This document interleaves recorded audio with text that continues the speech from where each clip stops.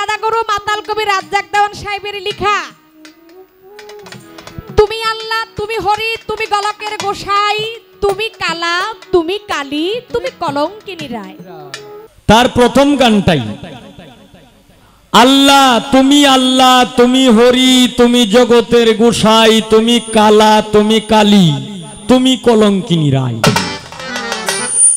মানে আল্লাহ আল্লাহ তো আল্লাহ, আল্লাহ আবার হরিও। এখন আমার এখানে একটু জানা দরকার একটু পয়েন্ট। আল্লাহ, তুমি হরি। আল্লাহ যদি হরি হয় তাহলে হরি শব্দের অর্থ হইল কৃষ্ণ। এখন কৃষ্ণ যদি হয়, কৃষ্ণকে যদি আল্লাহ বলা হয়, আল্লাহকে যদি কৃষ্ণ বলা হয়, তাহলে কৃষ্ণের তো মা বাবা আছে। যেমন দৈবকীর ঘরে কৃষ্ণের জন্ম, এরপর বাসুদেব, দৈবকী এবং বাসুদেব তারা দুইজন হইল কৃষ্ণের মাতা পিতা। এর মধ্যে এই নারায়ণ, প্রভু নারায়ণ, নারায়ণ যদি আমরা বলতে যাই তাহলে আল্লাহ যদি নারায়ণ হয় তাহলে নারায়ণের কিন্তু একজন স্ত্রী আছে, তার নাম হইল লক্ষ্মী। এখন আরেকটা বিষয় হইল নিরঞ্জন। নিরঞ্জন শব্দটা কিন্তু নিরঞ্জন না, শব্দটা হইল নিরঞ্জন। নিরঞ্জন শব্দের অর্থ হইল বহু বচন, আর নিরঞ্জন শব্দের অর্থ হইল আল্লাহ একাই একেশ্বর। এখন আমার কথাটা এই জায়গাত না, আমার কথাটা হইল কৃষ্ণের যদি মা বাবা থাকে, আল্লাহকে যদি কৃষ্ণ বলা হয়, তাহলে কৃষ্ণের মাতা পিতার নাম হইল দৈবকী এবং বাসুদেব। তাহলে আল্লাহর মা বাবার নাম কি? কি গো? আল্লাহ তো হইল লা শারিকা লাহু।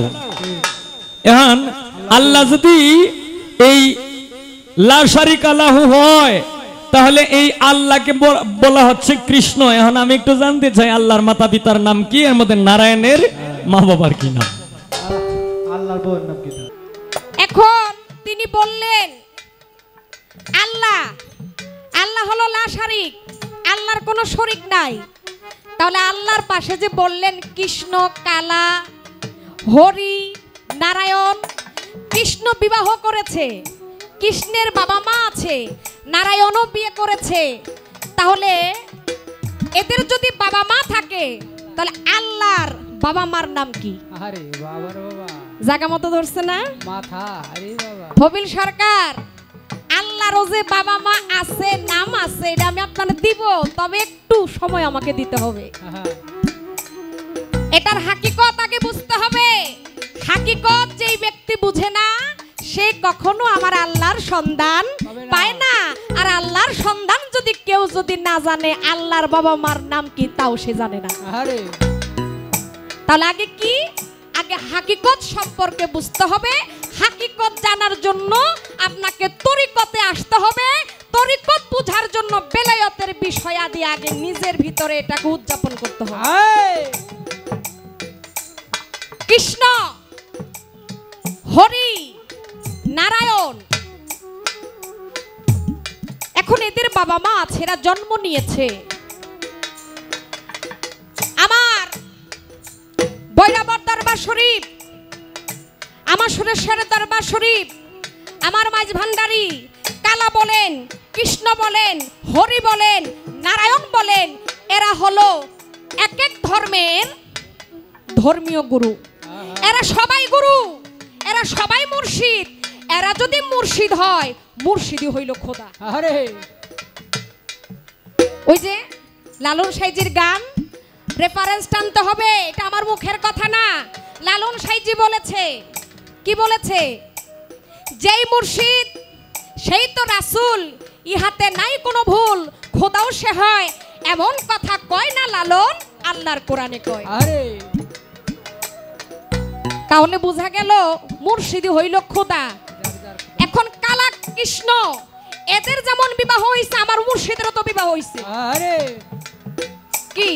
আমার মুর্শিদ বিবাহ করেছে, আমার মুর্শিদের সন্তান যদি জন্ম নেয়, সে যদি বিবাহ করে, সেই মুর্শিদ যদি খোদা হয়, তাহলে কৃষ্ণ বলেন, কালা বলেন, তারাও কিন্তু তাদের ধর্মের ভক্তের কাছ আছে তারাও গুরু, তারাও মুর্শিদ, আর মুর্শিদ হইল খোদা। হায়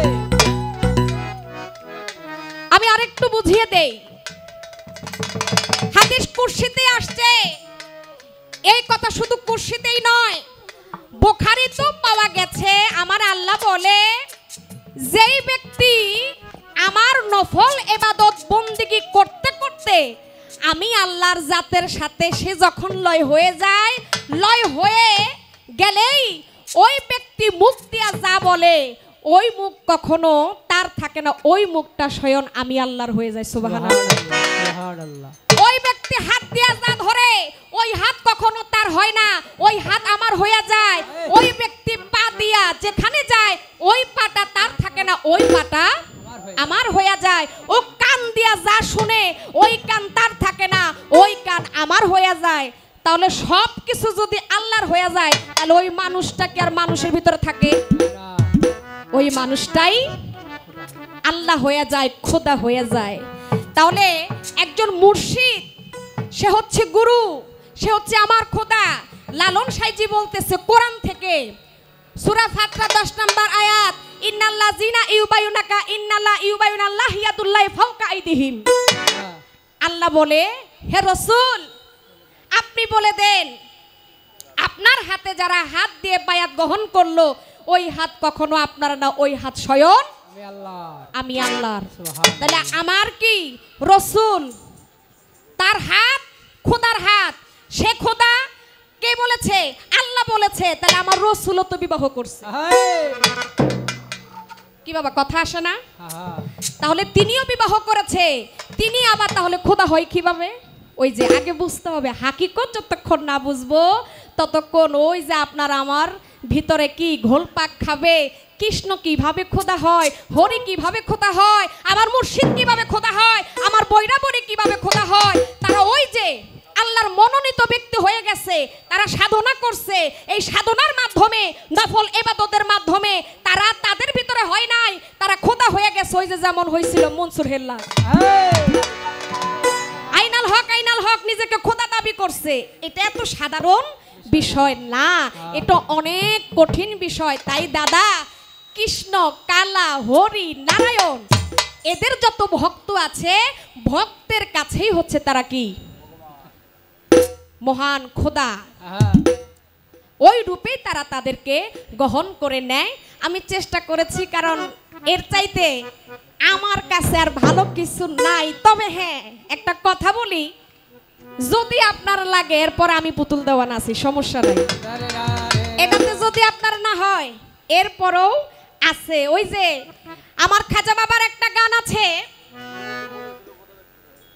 আমার খাজা বাবা কুতুবউদ্দিন বখতিয়ার কাকি বলছিল, হে কুতুবউদ্দিন বখতিয়ার কাকি, তুমি যদি খোদা দেখতে চাও তাহলে খাজা বাবা বলছে আমার সুরতটা দেখালো। খাজা বাবা বলছে খোদার সুরত যদি দেখতে চাও হে কুতুবউদ্দিন তুমি আমার চেহারাটা দেখো। তাহলে খাজা বাবা খোদা, আমার বড় পীর তারা খোদা, তারা এত সাধারণ ভাবে হয় নাই, তারা সাধনা করছে। তাহলে বুঝতে হবে আল্লাহকে, খোদাকে, মুর্শিদকে ওই রাস্তায় যতক্ষণ আপনি না যাবেন ততক্ষণ পর্যন্ত তাদেরকে চিনতে পারবেন না। আর না চিনলেই আপনার ভিতরে ঘোলপাক হবে। চেষ্টা করলাম অল্প কথায় জবাব দেওয়ার জন্য। এখন আমি যে প্রশ্ন করেছিলাম, যে পয়েন্ট রাখছিলাম, যে মীমাংসা দিছে আলহামদুলিল্লাহ। তবে কথাটা হইল, পবিত্র কোরআন শরীফে অনেক সূরা আছে, কিন্তু এই সূরার মধ্যে বেশ কয়েকটা সূরার মধ্যে উল্লেখ আছে, অথবা সবচাইতে একটা সূরা আছে, কুল হু আল্লাহু আহাদ আল্লাহু সামাদ লাম ইয়ালিদ ওয়া লাম ইউলাদ ওয়া লাম ইয়াকুল লাহু কুফুয়ান আহাদ। এখন এই সূরায় বলাতে বোঝা গেল যে আল্লাহ এক, আল্লাহ ব্যতীত আল্লাহ কারো ঘর থেকে জন্ম নেয়ও নাই, আবার কাউকে জন্ম দেয়ও নাই। আল্লাহ হচ্ছে লা শারিকা লাহ। এই কারণে আমি ডাইরেক্ট কথাটা আমি মানে এই পুতুল দেওয়ানকে আমি জিজ্ঞাইছিলাম যে আল্লাহকে যে তুমি কৃষ্ণ বললা, কৃষ্ণের তো মা বাবা আছে, তাইলে আল্লাহর কি মা বাবা আছে কিনা? আল্লাহকে যে তুমি এই হরি বললা কিংবা নারায়ণ বললা, এই নারায়ণের তো মা বাবা আছে, নারায়ণের স্ত্রীও আছে। এরপর আল্লাহকে যে তুমি কালা বললা, কালা তো মানে কৃষ্ণ কালা, আর আল্লাহকে কালী বলা হচ্ছে। হ্যাঁ, কৃষ্ণ একদিন কালীর রূপ ধরেছিল। রাধা এবং কৃষ্ণ যখন লীলা করে, প্রেম খেলা করে, তখন এই কৃষ্ণের 8 জন সখী ছিল। এই 8 জন সখীর মধ্যে দুইজন সখী হইল, এটা মানে এইটা জায়গায় কয়ে দিত মানুষের কাছে। এই 2 জন সখীর নাম হইল জটিলা এবং কুটিলা। এই রাধা এবং কৃষ্ণ যখন খেলা করতেছে, প্রেম খেলা করতেছে, লীলা করতেছে, তখন এই আয়ান ঘোষের কাছে যাই আগে বলছিল যে আপনার বউ এই আপনার ভাগ্নার সাথে প্রেম লীলা করতেছে, এই করতেছে, সেই করতেছে। তখন আয়ান ঘোষে যখন দেখে ফেলছিল, তখন দেখার আগেই, আয়ান ঘোষ আসার আগেই এরপরে কৃষ্ণ বুঝালছে, ধ্যানের মধ্যে বুঝে ফেলছে যে আমার তো মামা আসতেছে। তখন এই কৃষ্ণই কালীর রূপ ধরেছিল আর রাধায় পূজা করতেছিল। আল্লাহ আমারে নিয়ে নাকে লিখিয়া, এই কৃষ্ণ একদিন কালীর রূপ ধরেছিল আর রাধায় পূজা করতেছিল।